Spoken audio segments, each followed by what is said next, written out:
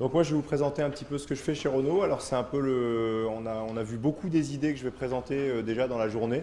Donc ça va me faciliter le travail. Il y a certains trucs que j'aurais pas besoin de vous répéter beaucoup. J'avais simplement prévu de commencer en disant que l'innovation c'est un mot qui est un peu un mot fourre-tout, qui est devenu un mot fourre-tout dans la plupart des entreprises. C'est-à-dire que toutes les entreprises se mettent comme pilier stratégique de faire l'innovation. On a vu déjà depuis le début de la journée que ça ne suffit pas, que ça vaut le coup de rentrer un petit peu plus dans le détail. Donc on a parlé tout à l'heure d'exploration, d'exploitation. Chez Renault, 99% du travail qui est fait, c'est de l'exploitation, c'est de la réalisation, c'est du développement de véhicules, c'est des énormes projets. Et si on veut prendre une image, c'est faire une route au travers d'une forêt. Il y a plein d'imprévus, il y a plein d'incertitudes, il y a plein de choses qui ne sont pas prévisibles, il y a plein d'innovations là-dedans. C'est plutôt de l'innovation incrémentale, c'est plutôt de la techno, parce qu'on est sur des objets techniques. Par contre, on est capable de dire à peu près au début du projet, dans 5 ans, je l'aurai terminé, ça aura coûté à peu près tant, et je sais à peu près le contenu de cet objet. En regard de ça, ça vaut le coup de parler un petit peu de ce que c'est la conception innovante. C'est une activité qui est importante aussi. Clairement, en termes de moyens et de ressources, dans une boîte comme Renault, c'est moins important. Mais ce qui est important surtout, c'est de souligner que ce n'est pas le même type d'activité, ce n'est pas le même type de raisonnement qu'on conduit à l'intérieur. Si je continue mon analogie un peu forestière, c'est plutôt, voilà une forêt, allez l'explorer et dites-moi ce qu'il y a d'intéressant à l'intérieur. Ça ne veut pas dire que je suis en train de construire une route pour le coup, ça veut dire que je vais aller regarder ce qu'il y a à l'intérieur, il faut que je sois en capacité d'analyser et de comprendre dans cet inconnu, on n'est plus sur de l'incertain, on est sur de l'inconnu, est-ce qu'il y a des choses là qui ont du sens et qui ont de la valeur pour l'entreprise. Du coup, ce n'est pas exactement le même type de raisonnement qu'on fait, il faut être capable de revisiter un peu la nature des objets qu'on produit, typiquement les gens qui ont fabriqué ou qui ont imaginé le véhicule qui s'appelle le Twizy, qui est un petit véhicule électrique chez Renault. Ils ne sont pas d'en faire la nouvelle version de la Mégane. Ils étaient en train de se poser la question de qu'est-ce que c'est un petit véhicule électrique urbain avec 2 places, une sorte de quadricycle. Ils étaient dans de l'exploration. Ensuite, ça rebascule dans de l'exploitation. Il faut produire ce véhicule avec tout le métier, toute la technologie habituelle. Mais il y a une phase d'exploration qui est importante. L'activité que moi je conduis chez Renault, elle se situe plutôt dans cette partie de conception innovante. Et si je présente ces deux choses-là, c'est pour dire qu'en fait, l'enjeu pour moi, c'est d'arriver à faire parler ces deux mondes. C'est-à-dire que les gens qui travaillent dans la partie exploitation, qui font la route dans la forêt, il faut arriver à parler proprement avec eux pour leur dire tiens, on a repéré un point d'eau dans la forêt, ça vaut peut-être le coup de mettre un peu en stand-by le gros chantier de la route, là, aller regarder un petit peu ce qui se passe à côté. Il y a peut-être besoin de nouvelles compétences, il faut peut-être être capable d'aller creuser dans la mine d'or ou d'aller chercher de l'eau.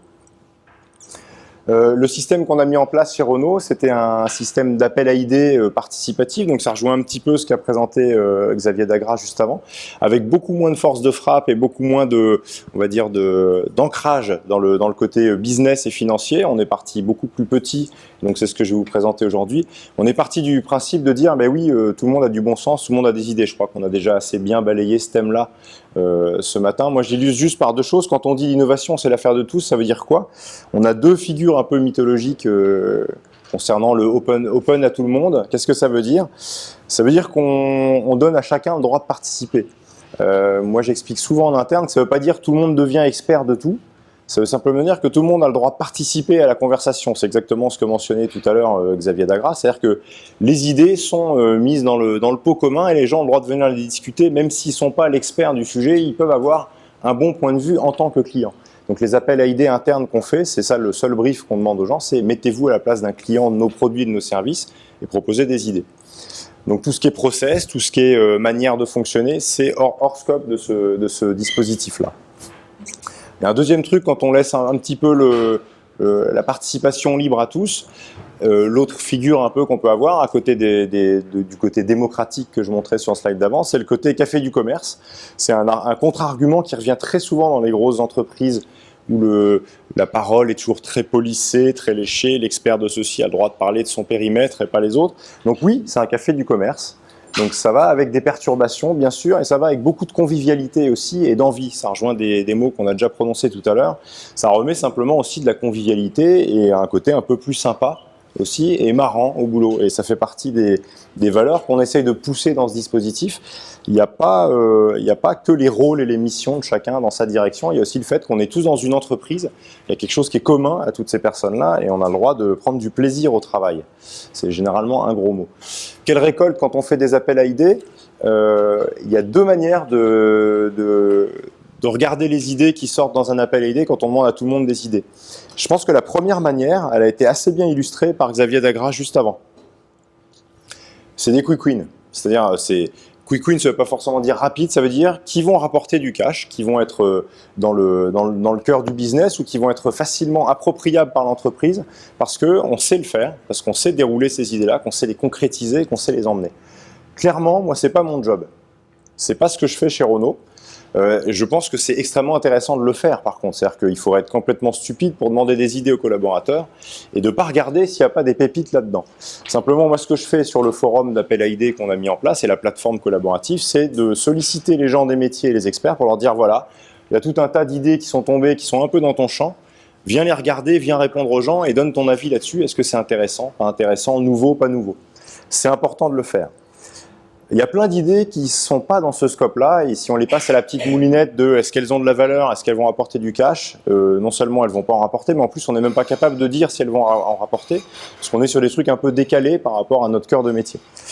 Donc moi, mon boulot, c'est plutôt de regarder dans les idées qui tombent sur ce forum et dans ce que proposent les gens, quelles sont les idées qui sont un peu décalées de notre job habituel, mais qui sont des bonnes pistes d'exploration, qui sont des sujets qui ramènent des choses intéressantes, à nouveau, vues du client, et qui ont de la valeur, et qui sont intéressantes à creuser. Donc comment on les creuse? On a déjà mentionné le mot pas mal de fois, je crois, depuis ce matin aussi. On essaye d'incuber ces idées. Donc c'est-à-dire que moi, mon job, c'est de ces idées qui sont un peu décalées, qui ne trouveraient pas une place dans les processus standards d'innovation de la boîte, comment est-ce qu'on fait pour les travailler? Donc on est à la fois coach de conception, connecteur pour que les gens ne bossent pas dans leur coin tout seuls, qu'ils aillent se brancher sur les métiers, qu'ils ne bossent pas tout seuls dans leur coin. Donc c'est ça le travail. On a eu pas mal de belles histoires, mais je ne suis pas tellement venu pour vous raconter les belles histoires d'incubateurs qui ont donné des fruits intéressants, qui sont rigolos. Je viens plutôt vous parler de où on en est dans le processus d'apprentissage, parce que je vis ce dispositif-là comme une manière aussi pour la boîte de se revisiter un petit peu, puis de regarder comment on travaille ensemble. Voilà, ça résume assez bien le premier problème sur lequel on est tombé quand on a commencé à travailler des incubateurs. C'est la salle standard de réunion chez Renault. C'est une photo que j'ai trouvée sur le web, donc ce n'est pas les locaux de Renault, mais ça ressemble à peu près à ça. Donc vous réunissez 3-4 personnes de métiers différents, vous leur dites voilà, il y a une super idée, elle est assez marrante, elle est créative. Allez, maintenant on joue quoi. Bon, maintenant on joue. Moi, je suis désolé, je suis peut-être pas bien câblé, mais dans une salle comme ça, j'ai du mal à jouer. Je suis pas forcément à mon aise. Il y a une espèce de structure là qui est posée. En général, tout le monde a son PC devant soi et est en train de regarder les mails d'un œil, de moyennement écouter celui qui est en train de présenter à côté. C'est pas tellement propice, on va dire, à de la créativité et à de la réflexion collective. Donc, ce qu'on a eu envie de mettre en place très rapidement avec ces incubateurs, c'est un bac à sable, c'est-à-dire un endroit où déjà on va pouvoir faire venir des petits copains et travailler sans PC, ça c'est une première chose, en tout cas sans avoir les mails en permanence qui viennent polluer la réflexion et les échanges. Deuxième chose, c'est j'ai pris cette photo-là parce qu'il y a un seau, il y a une pelle, il y a des objets qui servent de support à la conception par le fer. On a déjà mentionné ça tout à l'heure. Il s'agit bien de ça, il s'agit de dire on n'est pas obligé, quand on a une idée un peu exploratoire, de rester dans des concepts abstraits et de faire des beaux slides pendant des heures et d'arriver avec des slides sans fin. On a le droit de se mettre dans une posture de concrétiser quelque chose, même si c'est pas bien. On a le droit de faire un dessin sur un mur. On a le droit de réaliser un bout de maquette avec des cartons et avec du scotch. Donc voilà, et j'ai à peu près terminé mon exposé. Donc je m'arrête sur la photo de notre bac à sable. Donc on a monté à peu près il y a 1 an. On a appelé le Creative Lab, qui est à la fois une salle de créativité, avec ce qui permet de bosser debout à plusieurs, un grand mur Velleda qui permet de travailler.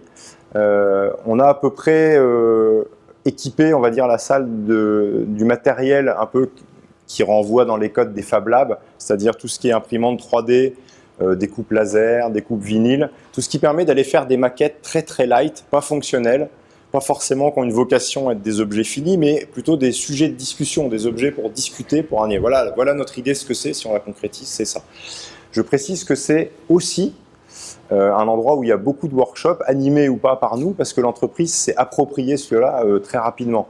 Je ne parle pas de la population d'ingénieurs qui sont déjà des pros pour faire des plans 3D, donc eux, quand il y a une imprimante 3D, ils comprennent très très vite, surtout si on leur dit c'est en libre service en général, ils viennent s'en servir. Donc tous les jours, il y a des gens qui défilent et qui impriment des idées de proto, des idées de maquettes, parce qu'il y a ce qu'il faut pour le faire.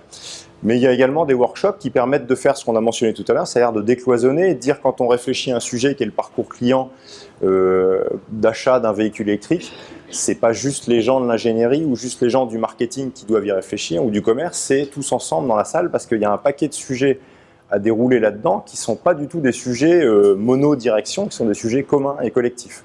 Donc ça sert aussi à ça, ce genre de salle. Ça sert à travailler ensemble avec tous les métiers au même endroit, en laissant toutes les casquettes à l'entrée de la salle, en laissant les jeux de pouvoir, en laissant les casseroles entre directions, en laissant tout ça. Et le fait d'avoir un espèce de bac à sable qui met un peu tout le monde au même niveau, dans un espace convivial, ça sert aussi à ça. Donc voilà. Je terminerai en disant que, à mon sens, c'est à la fois un lieu de prototypage et de créativité, mais c'est aussi un lieu de l'entreprise apprenante, quoi. C'est-à-dire qu'on apprend aussi à travailler différemment dans un lieu comme ça, où on réapprend. Il y a des gens qui ont toujours su le faire.